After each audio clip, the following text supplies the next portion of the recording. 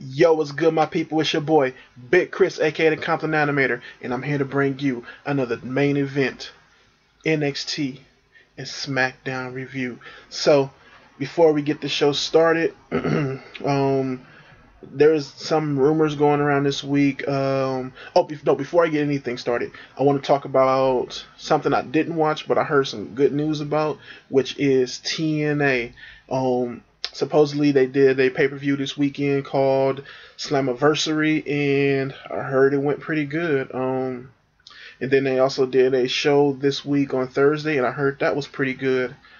Um, this doesn't mean I'm gonna start watching TNA just yet, but hopefully, if they keep this trend going, then they can have good shows, and it may get me back into it. I'm a WWE guy by heart. When I was growing up, my brothers were the ECW and WC guys, and I was always a WWE guy. But I did watch other wrestling because they were in there watching those wrestling shows, and I enjoyed watching that too. But I was always a hardcore WWF, WWE guy, and to me, there is no ifs, ands, buts about it. There needs to be another good company out there because in order for the WWE to be good, they need good competition. Even if I don't like that competition, just because they're doing better at a time, but to me, when WCW was doing good and it was pissing me off how good they were doing, it was a great thing because, having another company out there doing great is a great thing, and it makes WWE work harder to making their product better so they won't be overshadowed by another company. And that's what TNA needs to do. They need to keep their product going strong, going good, with good storylines, with good wrestling. There's this whole other thing about them trying to bring back the six-sided ring and Austin Aries being pissed about that. And to me, I understand Austin Aries' point of he doesn't like wrestling in the six-sided ring because, it may hurt a little bit or it's harder to run the ropes. But in my eyes, if your gimmick of the show isn't strong enough as far as the storylines on the show and the wrestling on the show isn't strong enough that they have to bring in another gimmick like a six-sided ring in order to make the show more interesting, then, unless you have any other ideas to further along something, that's exactly what they're going to have to go with. I wish I have no problem with the four-sided rings, but to me, it's pick your battles. It's either, pick to fight up for more better storylines and for more actual wrestling on the TV shows, or fight for just a six-sided ring versus four-sided ring. Pick your battles. That's what my main idea is for that. There's also this story going around about AJ Lee being pregnant. I have no idea if that's true or not. If it is, congratulations to her. If it isn't, I'm happy. She's come back, and we can hopefully get her to feud against Paige and bring up Paige as far as the storyline goes. Because AJ Lee can cut promos, and she can, bring up Paige as far as promos goes. Other than that, not too much going on this week. But yeah, let's get into some wrestling. So we're going to start off with main event, and that happened on the 17th June 2014. And you get the show kicking off with Seth Rollins, and he basically comes out and saying the same thing he's been saying the whole time about his things with Triple H and how everything's been going with them and stuff like that. His feelings towards the other Shield members about the stuff that happened with him and Dean Ambrose on Monday night, and Dean Ambrose attacking him, and he ends up kind of calling out Dean Ambrose, telling him he's going to kick his ass. Then you get Dean Ambrose, who runs out there and starts whooping his ass. Dean Ambrose has been wearing this whole. They've been saying it kind of looked like what Jimmy Wang Yang used to wear with wife beater and jeans. I kind of agree, it does have that feel. But Dean Ambrose runs out, start beating up on Seth Rollins. They start going back and forth with each other. Then Kane runs out. Dean Ambrose kicks him, and they end the beginning segment with that, with Dean Ambrose pretty much standing tall. I like this beginning segment. I thought it did a well job here, and just pushing up the fact of Dean Ambrose and Seth Rollins are going at it. Also, Dean Ambrose made the announcement that, not Dean Ambrose, but Seth Rollins made the announcement that there's going to be a second ladder match at Money in the Bank, which is a traditional Money in the Bank ladder match, and he's going to be the first guy in the match. So they haven't introduced any other guys in the match, but they said on Monday there's going to be this contract signing, so hopefully there they introduce who going to be the other members inside of the Money in the Bank match. But I was pretty excited about that as well. And I think Dean Ambrose is going to get in there and they can continue more of the feud with them two. So next you had Lana comes out and she basically starts going on again about the whole thing with Man and the USA, just just more shit talking on the USA and just more of her looking crazy hot as well. She gives Rusev the mic. He says some crazy shit. I think he goes more into the um what he says resistance is futile and stuff like that.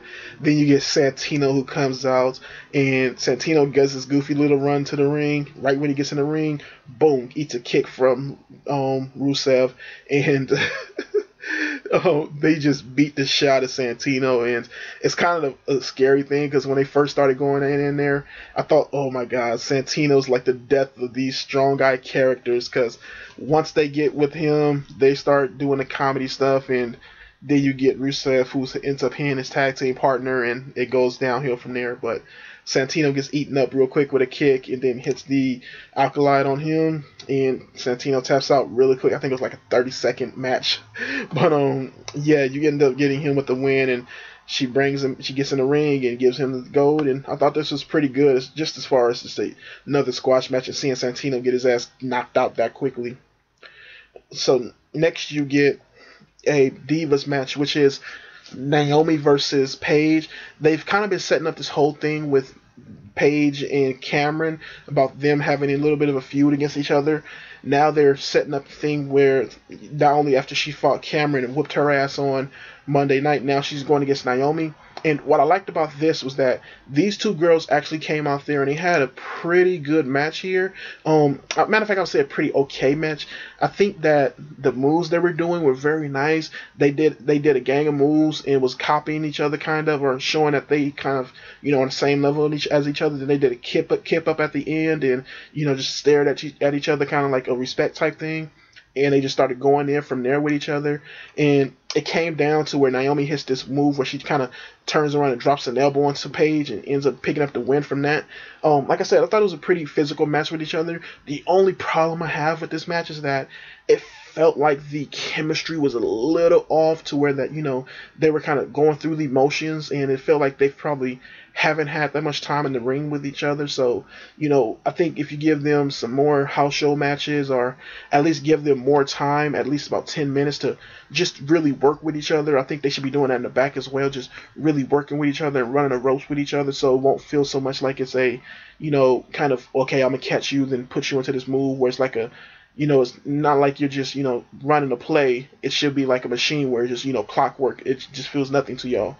I think they can get that, though. I think they both are really good wrestlers, and they have what it takes. And hopefully they can push and pursue that. But Naomi picks up the win here. And you get Cameron, who gets in the ring, and she just starts going crazy and cheering for Naomi like she won the match. Then she goes when Paige is ready to give Naomi a handshake, and she slaps Paige, or I think she pushes her face, and Paige ends up whooping her ass again and slamming her and stuff. And Naomi just sits there and watch. Then after that, Paige offers her hand. I think Naomi offers her hand out, and Paige ends up shaking it and actually give her the handshake. And once Naomi gets out ring, you get Cameron and Naomi, who just have to stare down with each other, and they just start going back and forth with each other, just talking shit to each other, I guess. But as far as this goes, I thought the match itself was okay. I thought, just like I said, it could have been more chemistry to it. I like the fact that they're breaking up Funkadactyls. I think it was long overdue. Naomi, hopefully they push her more of a face role, and Cameron, hopefully they push her more of a heel role. What I would like to actually see is a triple threat match with Naomi, Paige, and Cameron going against each other at the pay-per-view. I think that would do very nicely, and it would be a great way to break up, the girls at the pay-per-view. And also, I think it'll be a nice way to get the belt off of Paige. No problem with Paige having the belt, but I think they need to find another way to build up her character, and I think the belt is just holding her back because she did get it too soon. But I like this, and like I said, it's a great way to bring up, Paige, and hopefully you can get a really good match out of Naomi and Paige, and just get them both to kind of like sync better, because these are two good female wrestlers, and like I said, a great way to break up Naomi and Cameron. So next you get your main event. The is a triple, what do you call it, a 3-on-3 match with the Wyatt family versus Sheamus and the Usos. They had a promo earlier in the night where they were just basically talking about they're not afraid of the Wyatts, and just going crazy like the Usos do and like Sheamus does in his backstage promos with Renee. And I thought they basically did a good job in those promos, just them going crazy, kind of like those old school promos that that Ultimate Warrior used to do and stuff when he did those backstage promos and just scaring the hell out of the interviewers and stuff. Fuck, what's the interviewer name? That somebody will tell me in the comments. But it's I know he's on I think he's on. No, he's not on. Yeah, he is on Legends House right now. But I can't. His name is tripping me in my mind right now. But yeah. So their match right here though was a pretty okay match. I thought the Usos did an okay job of just going back and forth with the Wyatts. Eric Rowan and Luke Harper are always really good in the ring, and Bray Wyatt himself is always good. Bray Wyatt and them end up picking up the win though after one of the Usos gets in the ring going crazy. He starts beating up on Luke Harper, and Bray Wyatt ends up doing a behind the back tag to Luke Harper, then getting back down on the ground. Then once one of the Usos gets ready to go back and do another kick, Bray Wyatt runs into the ring, hits the Super Sister Abigail real quick, and picks up the win here. So I thought that was pretty good right there. So next you go into your next show, which is NXT, which happened on the 19th of June 2014. And you start off the show, well, before you start off anything, you get, what's her name? Natalia, who's in the back with JBL, the GM for NXT, and she's basically asking him for a tag match with her boyfriend Tyson Kidd versus Tyson Kidd and Sami Zayn versus the Ascension, and he ends up giving her the match, saying basically those two guys been doing really good. So, or as far as just their match qualities and stuff. So she ends up giving them the match, and it's kind of a redemption thing for both guys. But go back to this. The show kicks off with one of the BFF members, Sasha Banks, versus Alexa Bliss. And these two girls have an okay match here. I thought Alexa Bliss felt a little bit green in this match. She was going a little bit too fast for her own good, and she wasn't really getting those moves, connecting them too well. Like she did I think you call it a springboard or off the ropes, and it kind of like, she didn't like quite get it too well, and she didn't really do it that well. But you get Sasha Banks, who comes in and she gets Alexa Bliss in a surfboard, and that was looking very nicely. And then you get the BFFs who start arguing on the outside. They're tossing each other's hair and stuff, and I think that was really well done by both girls, Charlotte and Summer Rae. I really like that Summer Rae is back now, and I think she's adding a really good aspect to the storyline for these girls. And it distracts Sasha Banks for a second, and she ends up getting rolled up by Alexa Bliss, and she ends up winning. So, like I said, I thought this was a pretty okay match here. Alexa Bliss was a little botchy here, but she's only had 2 or 3 matches on the show so far, so I think she'll improve once it gets down. And you end up getting Sasha, who gets pissed off at both girls, pushes them apart. They kind of start, bickering with each other. You get, I think Summer Rae I think she yells at Sasha, get a new weave or something like that. So I think these girls, just their breakup is very fun. And you get the crowd that starts chanting triple threat. So hopefully they can push that to further down to a triple threat match, probably the next pay-per-view or special event, whenever they do it. So yeah, I thought it was a pretty okay opening segment. Next you get, what's this boy's name? What's this dude's name? Fucking, whatever the green guy's name is. I can't remember his name right now, but you get him, he's walking around with the little sign, and basically, saying, don't do the things that kill the earth, do the stuff that helps us out. You can see what it says right there. I can't remember his name right now, and it's not in my notes. But, after that, you get a match with Mojo Rawley versus, I know this guy's name, Garrett Dillon. They said he's a son of the guy who played Blade Mentor in the Blade movies. This match right here was just a pretty nothing match to itself. had the same type of Mojo Rally match where he does a couple moves at the beginning, gets beat up in the middle, then comes back at the end, does the ass moves and picks up the win. He needs a whole nother moveset. I just really am not feeling what he's doing. So he ends up picking up the win here with his ass moves. I mean, this dude right here, dude, is just he's just out of this fucking world, man. Just I mean, I really can't take what the fuck he's doing in this ring. So next, you get a match with Aiden English and Simon Birch. I think their names is Aiden English and it's Silent Birch. I think. Simon Gooch. I already say that dude's name. English and Simon. So they come out and they debut as a new tag team called the VOD Villains, and they had a backstage promo earlier tonight where they were basically talking to each other in the old carnival style where, you know, it would just be the 16, I think it's 16 millimeter camera, and it has the little it's black and white, and it has little wrinkle lines inside of it, and you know their voices are matching up with what they're saying and stuff, and I thought that was pretty funny. And then when they finally get out there, they get out there. They got Aiden English with the old school microphone. They put a microphone into it and they introduce themselves. Then they come out to the ring with their new theme song, which is kind of like that old carnival style theme. And the crowd was loving this. I really liked it. I think this was what Aiden English needs. Something that was just fresh and new to his character, but as well bringing another character in with him. And I think this strong man, Simon, is going to do very good for both of them. They get into their match. Like I said, another just pretty good match here between these guys. It was more of a squash match. They basically squashed Angelo Dawkins and Travis Tyler. Travis Tyler was only in the ring. You didn't see Angelo in the ring at all.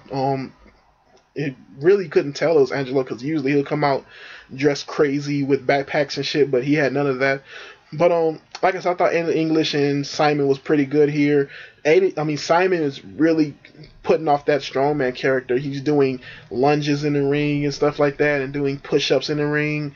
And I really do like how his style right now. Hopefully they can get somebody who's, you know, can really work him and let him really do what he needs to do in the ring. They end up picking up the win after Simon does I think he does a fisherman slam or something like that, and then English does a senton or whatever you call it off the ropes, and they pick up the win.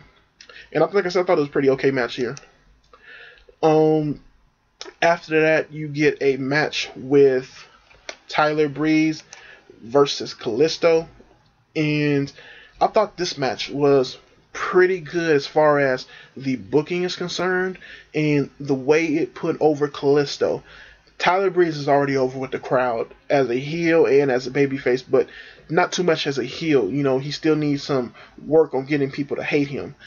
But what this match really did for me was it got Tyler Breeze to do something that I think really worked for him, in that it got him to come in there and it just out of one move, using a headlock, getting the crowd to kind of chant boring to it and stuff. He just puts Kalisto into a headlock 3 times, and he lets it last for a few minutes. Just him a couple of minutes, or more than 30 seconds, putting this guy into this headlock, and it really worked for this match. Really getting having Kalisto try to get out of the headlock, and the crowd chanting lucha lucha, or chanting boring at Tyler Breeze, or chanting headlock and stuff, and that really did work.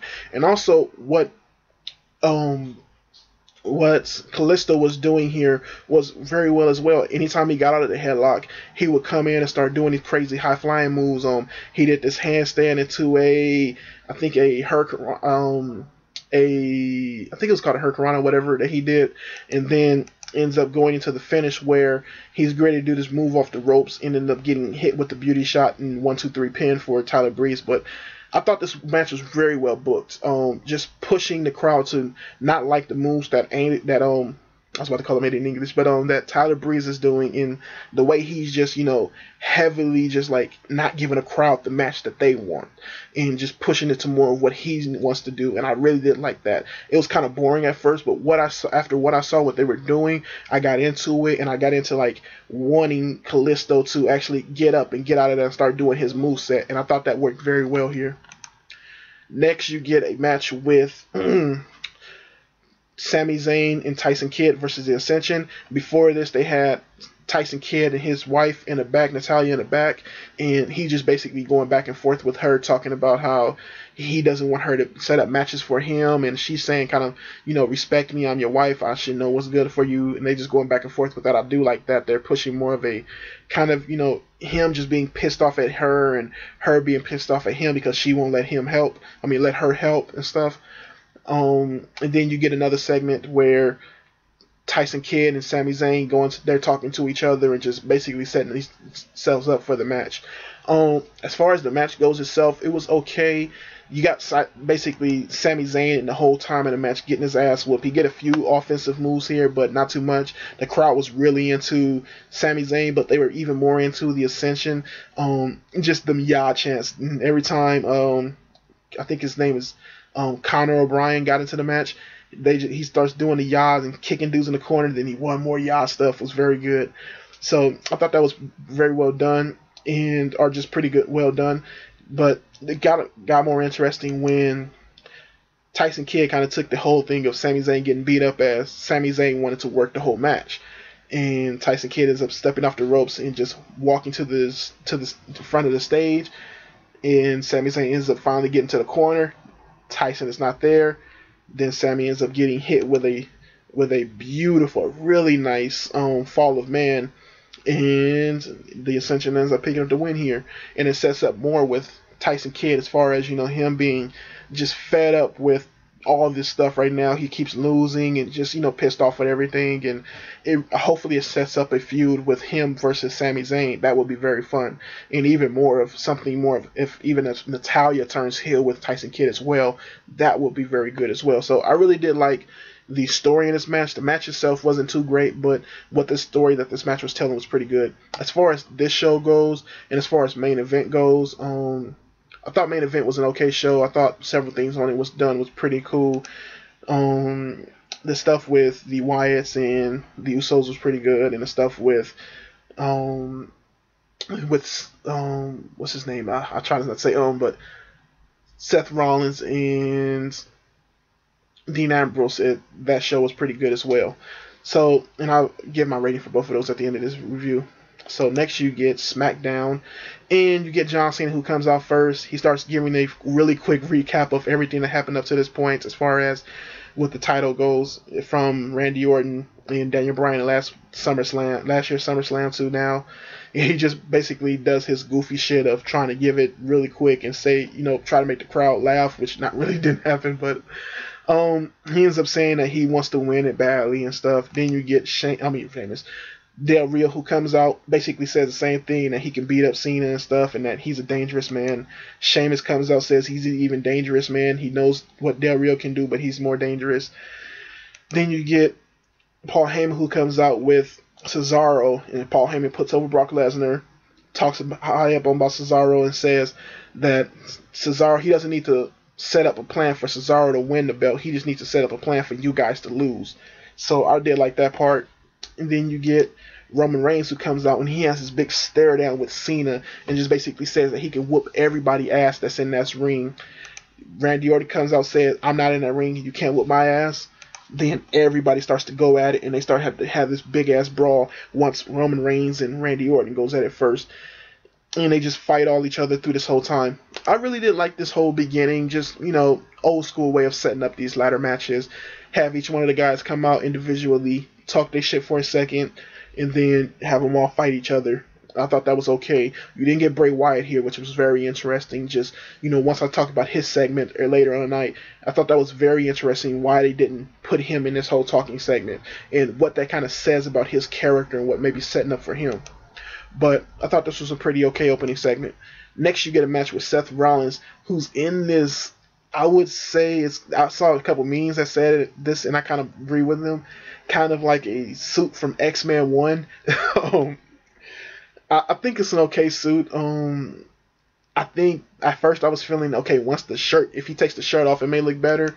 But once he does that, I kind of maybe he should keep the shirt on. But it's an okay suit for what it is. I would get used to it, I guess. I don't know why they just want to let him wrestle in tights. I think he looks okay in tights, especially how he was at NXT. I saw a couple videos from that, but I guess this is okay for what it is. I think they don't want him to wrestle in tights because they're so used to him and being in all black, and it's kind of the same thing with Dean Ambrose. They won't let him wrestle in tights either, so it's very interesting to that. But he ended up having a match with Kofi Kingston. The match was okay. They played well to each other's style. Both of them are kind of the high flyer style. Seth Rollins is going more towards the, just not brawling, but heavy strikes and stuff like that, but keeping a little bit of his original style with it. And I thought they had an okay match here. Seth Rollins hits a really good curve stop onto Kofi Kingston, knocked the rubber band out his head, and ends up picking up the win from that. Then you get Seth Rollins, who picks up the mic afterwards, starts talking shit about, he's going to be the guy that wins the belt. Wins the briefcase. Dean Ambrose gets on and says, "Don't worry about that. Worry about me and you," and says that he's going to beat his ass and stuff like that. So, pretty good match. Pretty okay match. And I thought the end, just segment with them two talking was pretty okay as well. Next, you get a match with Dolph Ziggler, who he comes out. We'll talk about Dolph Ziggler first. He comes out and he cuts a promo about that it's kind of his time to win the briefcase, and that, if he keeps working hard and winning and stuff, he get a chance to win it and do the same thing that he did and basically show off and do what everybody else couldn't do, and that's him showing off. Then you get Bad News Barrett, who comes out and he basically goes into this whole thing about the U.S. beating, I think they beat Ghana or something, another soccer team in the World Cup. They beat them, and it was an easy win, but what's going to happen is that the English is going to beat them, which the announcers are going on about how the English actually lost. So he basically saying that the U.S., he's like the English soccer team, they're going to beat the U.S. So I thought it was an okay promo from the beginning from them guys. People yelling outside and shit. So next, after that, you end up getting a match with them too. An okay match here. I thought they worked well together, doing the moves and stuff like that. Not too much heat going from the crowd into this match. They chanted Ziggler a few times. They chanted Barrett a few times, but it was an okay match here. I thought they worked well together. Like I said, you end up getting Ziggler, who picks up a kind of real quick win. Not a real quick win, but a real quick roll-up type move onto Bad News, and ends up cheering off of that win.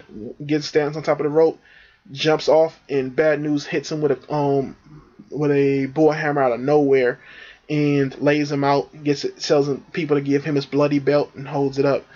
And I really like that ending.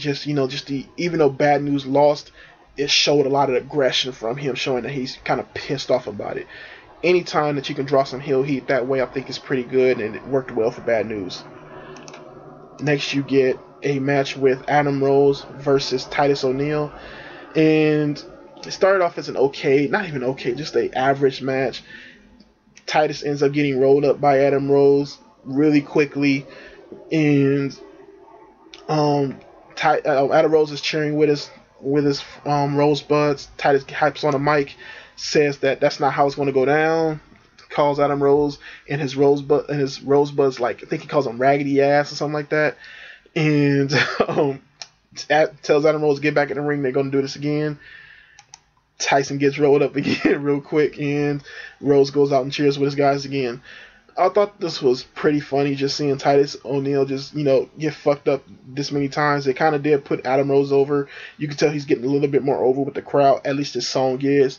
But, it's okay for what it was, and it didn't, have him beat Titus O'Neil as far as, actually get a real pin off him, just a roll-up. So, hopefully they can find out something to do with Titus O'Neil. I really do like this dude and think his size and his physique and the way he works is pretty good. So, hopefully they can do something with him, but it's Adam Rose time, so I guess that's what it is. This match was average at best. Next, you get a match where Seth Rollins comes out on commentary, and it's Kane versus Dean Ambrose, and they're basically playing up the stuff with Kane on and Dean Ambrose on main event, and the stuff at the end of Raw. So the match itself, I thought, was pretty chill. Dean Ambrose was very good here. He controlled most of the match, and as far as, just setting everything up. Kane got his few hits in, but Dean Ambrose was really good, just driving Kane all around the ring and stuff, hitting his moves. He ends up going crazy. Kane and just starts staring at Seth Rollins. Kane ends up trying to run up. Dean pulls down the ropes, and Kane goes on the outside. Dean ends up hitting the dive onto onto Kane, and then he goes on attacks Seth Rollins, gets back into the ring. Gets down, and Kane ends up hitting him with I think he was trying to jump on the Kane from the announce table, and Kane ends up uppercutting him. Then gets into the ring. Kane chokeslam him, picks up the win. And you end up getting Seth Rollins, who runs into the ring. They both beat up on Dean Ambrose, and Dean Ambrose gets the curb stop for his troubles. Like I said, I thought this was a pretty okay match here. I thought, what was done between Kane and Dean was okay. You can't really get Kane to do too much nowadays. It's just basically him working now. But I do like what was going on with Dean, and that he was basically had more control in the match. And only reason why he lost was because he was too focused on whooping Seth Rollins' ass, and it ends up getting him a loss, and Seth Rollins standing tall at the end. So the dynamic of this worked pretty well. Next, you get a match with you get Zeb Coach, who comes out, starts talking shit about who he calls Lana. I think he said Luna or something like that. He starts talking about Big E and how he had a fluke win only because Luna, or he was really saying this, Lana had came and distracted Jack Swagger. Big E music comes and hits in mid-Zeb's speech, and you get a match between Big E and Jack Swagger. Really quick match. They both kind of really did hit some strong moves at the beginning. Big E ends up picking up the win anyway. So I'm curious what they do with these guys. I'm not sure if they're gonna put them into the ladder match, but even if they do something where it's a triple threat with them two versus Rusev, I think that would be pretty chill. After that, you get a segment where Fandango's in the back in front of Layla's door, and he's telling her to hurry up and get ready for their match. Summer Rae comes in front of them. They have talking to each other. She tells him that she knows he likes she knows he likes what's the girl's name? Layla. And that, she likes him too. Then she kisses him. Layla sees it and gets pissed off. He ends up coming to the ring by himself. Summer Rae comes down there and starts dancing with him like, she finally gets her man. Layla comes out. They start fighting. He tries to break it up, get it kicked in the head. And Bo Dallas tries to get him up to comfort him and ends up hitting him with the Bulldog, picking up the win. When he did the Bulldog, he brought him up really high, and it looked like he was going to go backwards, and actually kind of looked like he was going to snap Fandango's back for a second, but Fandango actually got him forward and hits the move. So I thought it was an interesting segment, to say the least. I really did like Bo Dallas here. After the match, he goes crazy like he always does. He's 8-0 now. He goes to Fandango, tells him there's more fish in the sea, and he's going to find another girl, then hugs him, and Fandango leaves the ring. But I like what's going on with Summer and Layla. Simple storytelling, but at least we got 2 sets of diva stories right now. 3 if you count what's happening on the NXT. 4 actually if you count what's with Natalya stuff. So I'm happy that there's more stories going on. They may not be great, but it's something and more than what divas usually get. So, I'm happy that they're getting something right now. I'm curious to where this is going to go. But I really did like the part with Bo and stuff, and how he acted. He got some boos and cheers as well. But, his character is getting more over, and I'm really liking that. Next, you get the promo from the Wyatt family. And this is, again, just them talking about the belts and saying that all the guys that came out at the beginning and were bickering with each other, they're all rats, and Bray Wyatt's the mouse that's going to kill them for them trying to get their cheese. But he's the big top guy, and it really did play right here towards Bray Wyatt not being on the same level as far as intelligence as the other guys. While they're all fighting with their brute strength, it seems that Bray Wyatt is fighting a mental battle with them, and he may end up picking up the belt from this. And I really do like this right here. And this is the reason why I want Bray Wyatt to win the title at Money in the Bank. I really do like how he plays his character here. So you end up next getting a match with John Cena, Sheamus, Roman Reigns versus Bray Wyatt, Alberto Del Rio, Randy Orton, and Cesaro. And they have what I thought was a pretty good match here. They play up a lot of the tension between guys like Cesaro and Wyatt, with them two kind of, tagging each other in, and he's being mad that Cesaro's getting tagged in and stuff. Then you also play up some more tension with Cena and Roman Reigns about guys who's not getting tagged in and stuff. So I really did like that. But as far as the match goes itself, I thought it was very hard hitting, and the characters being played in it was very good. Bray Wyatt was just acting crazy all through this whole match, and just how they were hitting and stuff like that was just very good. You get onto the outside and they just have a big stare down and they start brawling with each other. That was very good to watch. And I thought this whole match right here was just very well done, very well booked, and it was just fun to watch. It's not the greatest match or not even the best match of the year, nowhere close, but I thought what they did right here was very well done, especially pushing up towards the Money in the Bank. And it kind of seemed like this should have been a thing that happened, on the Raw going into Money in the Bank. But hopefully they can find something good to do for that show. But I thought this, as far as it being the first time that we see all these guys kind of interact with each other, was pretty interesting. I thought they had a pretty fun match. And everything that they did was, like I said, very hard hitting. And these guys worked very well here. And it ends up going down where Roman Reigns finally gets a tag into the match, which he hasn't been tagged during the whole time.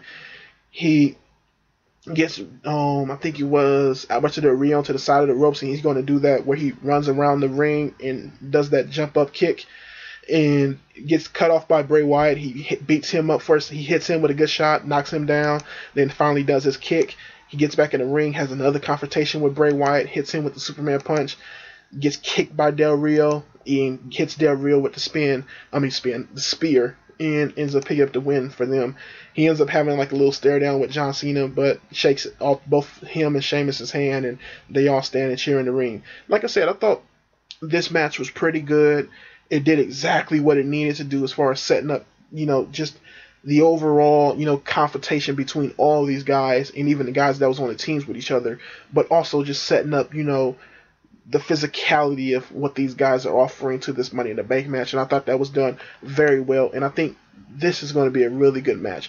The star power in this match is very good. And it seems like, with guys like Roman Reigns, Cesaro, and Bray Wyatt finally getting to the main event picture as far as, seeming like guys that can go for the title, this is going to be a very fun match. As far as SmackDown itself goes for tonight, I thought it was a pretty okay show.